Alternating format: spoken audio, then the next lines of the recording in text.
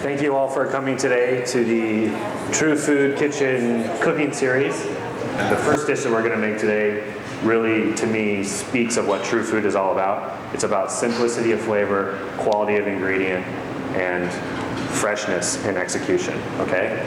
So the first thing I'm going to do is we're going to make this salad. It's what I call a farmer's market salad. And the real key to shopping isn't to say, oh, I need those round carrots that Chef Michael showed me. You say, I want to get the freshest possible stuff you guys have here. So you go to the market with no preconceived idea of what vegetable you're going to put into this salad. The rule of thumb is if it's coming out of the ground at the same time with this other vegetables coming out of the ground, those automatically taste good together. So there's no real technique in trying to get these flavors to work together. The freshest is what makes it taste good, okay? So we've got some beautiful radishes, different colors of radish, different colors of carrot. And I just washed these off. We've got a beautiful Persian cucumber. And this is all stuff that I got from a local farm. I've got some beautiful organic greens that were grown locally here. We get all of our local vegetables from Bob McClendon. He's probably the largest local farmer here in Phoenix. Bob makes it easy. He puts a lot of vegetables out. He's very helpful. His vegetables are in good condition. You sort of have to know what you're looking for at the same time. And you know the difference between a fresh carrot and an old carrot. You can tell by looking at them. All right? So when you go to the market, pick the stuff that's beautiful and fresh. Pick the stuff that you like. You know, right now, what's in season? Corn, strawberries, tomatoes, eggplant, zucchini, summer squash, pole beans. If you go to Whole Foods right now, you're going to see all different types of melons. This is the greatest time to eat fresh produce. And it's also the most refreshing with the weather outside the way it is to eat something that is just clean and fresh like a vegetable salad. Okay, so we also have some beautiful heirloom tomatoes. So you can tell an heirloom tomato because they're usually kind of ugly. An heirloom tomato is just a tomato variety that's more than 50 years old. That's all that means. So think of a family heirloom being passed down from generation to generation. That's all an heirloom vegetable is. It's an old variety. What you can take away from that is it's not always going to be organic. It's not always going to be good. It is going to always not be genetically modified. So it's not going to be one of those tomatoes that they pick green, put it into a carton, ship it across the country, and as it's driving across the country, it's ripening. And then it gets to the grocery store and it's been genetically modified to not break down over time. So it can be 3 weeks old before it starts to get soft. Heirloom tomatoes are very temperamental. They're hard to grow. They're not pesticide resistant. Bugs love to eat them. So for a farmer to grow this tomato, it's a lot more difficult than to grow the one that is genetically modified to be pesticide resistant or shelf stable or ripen off the vine. What ends up happening though with all of that is lack of flavor. So those tomatoes might need 3 or 4 nutrients to become a tomato. These tomatoes need 35, 40, 45 different nutrients to become a tomato. And what does that translate into? Well, it's more nutritious first, but it's going to have more flavor. It's going to taste better. I mean, I met a lot of grown-ups that won't eat tomatoes. They hate tomatoes.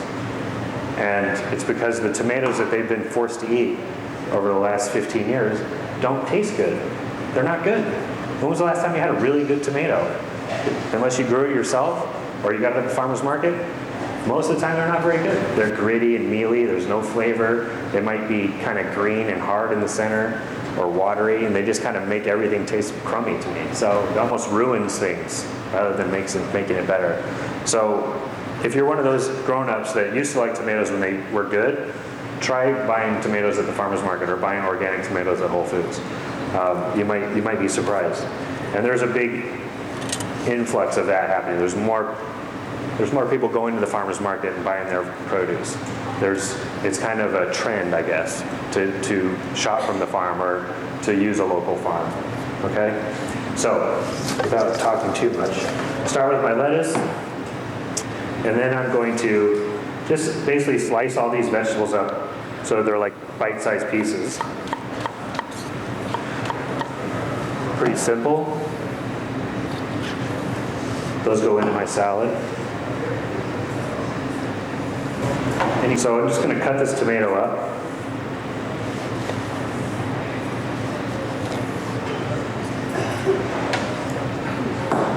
I basically want to cut all this stuff into like similar sized pieces. So like large bite-sized pieces.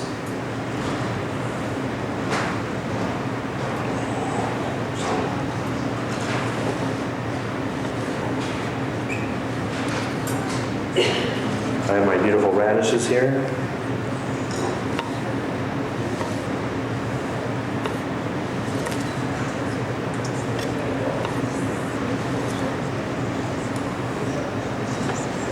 And then I have some different types of tomatoes. These are called peach tomatoes, and they're kind of fuzzy on the outside.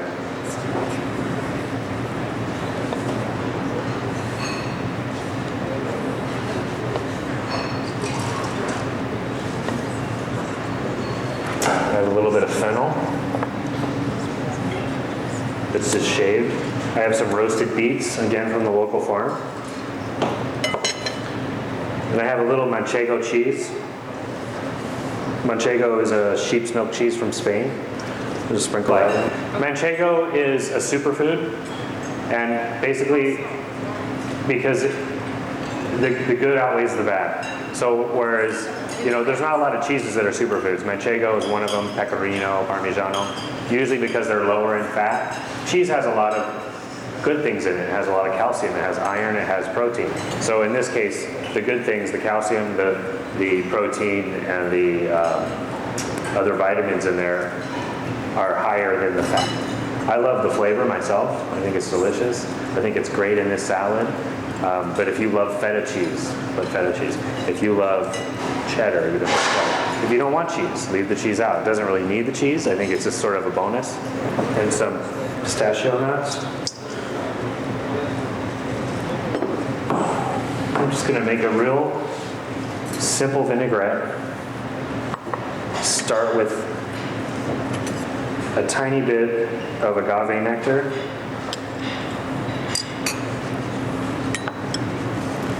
And a little lime juice. To me, a vinaigrette is basically acid and fat. So your acid could be lime juice, orange juice, lemon juice, red wine vinegar, balsamic vinegar, and a certain ratio of fat to that. In our case, we'll use extra virgin olive oil, or we'll use expeller pressed canola oil. Those are the two fats that we use in our savory food. You could use sour cream if you wanted to. It all depends on what fat you want to use. We want this to be nice and light, so we're going to use a blend of canola, expeller pressed canola, and extra virgin olive oil. And that's this.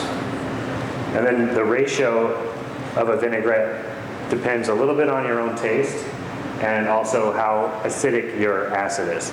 So if you're using white wine vinegar that's pretty acidic, you're going to use a little bit more oil or fat. If you're using orange juice, not as acidic, you can use a little less oil, okay? And then I have this beautiful chili sesame oil that I love, and this is available in Asian markets. Very little of that because it's pretty strong. And it's a pinch of salt.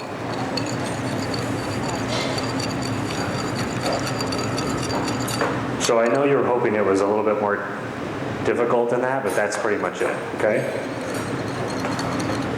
And then I take my vinaigrette, put that on my salad. And if I was at home, I'd use my hands, but for you guys, I won't do that. Simply tossing everything together.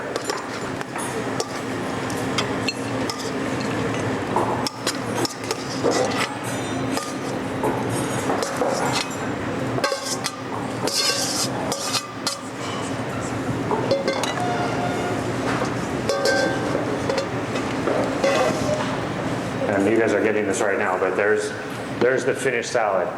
So to me, a real sort of the epitome of simplicity, freshness, seasonality, health. This is everything that True Food is all about. And I mean, that doesn't get any easier than that. Like I said, the hard part is finding those great ingredients. You can't just go to Safeway and make the salad. It's not going to be good. We're not doing anything to make those vegetables taste good. They have to taste good by themselves. Okay? Questions? Any other questions about the salad? Pretty straightforward. You guys like it? Like it? It's good? No? Okay. But you notice there might be things in the salad that you guys are eating that I didn't put in my salad. That's the whole idea. The whole idea is it's not about it has to have a carrot in it or it has to have a cucumber in it. It just has to have seasonal stuff. You could put raw corn in there and it would be delicious. You know, if you just did corn and tomatoes and the greens, it would be delicious. If you put some roasted eggplant in there, it would be delicious. So don't let like the ingredient decide. Because you might say, hey, I want to get some great tomatoes, and you go to the market and the tomatoes don't look good. You gotta let the market tell you what's good. Let the market decide what's going to be on your menu for the night. Okay? There's about 5 or 6 servings of vegetables in that salad, so you're getting 65-70% of your vegetables for the day in one bowl. That's why this salad is so good for you.